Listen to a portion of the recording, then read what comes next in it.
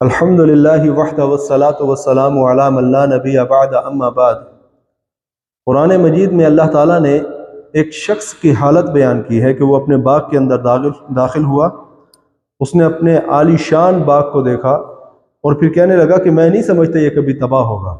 اسی کے ساتھ ہی اس کا دوست تھا، اس نے کہا کہ تم اپنی جان کے اوپر ظلم نہ کرو، تو تم نے جب باغ کے اندر داخل ہوئے تمہیں چیزیں اچھی لگی تو تم نے یہ کلمہ کیوں نہیں کہا ماشاء اللہ لا قوت الا باللہ۔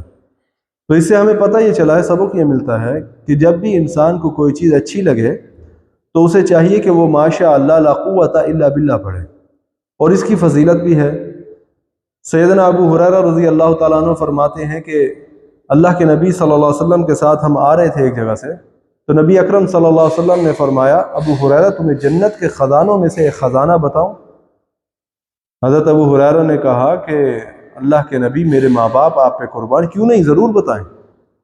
نبی اکرم صلی اللہ علیہ وسلم نے فرمایا لا حول ولا قوت الا باللہ، یہ جنت کے خزانوں میں سے ایک خزانہ ہے، لہذا ہمیں چاہیے کہ ہم اس کو اپنی روٹین کا حصہ بنائیں۔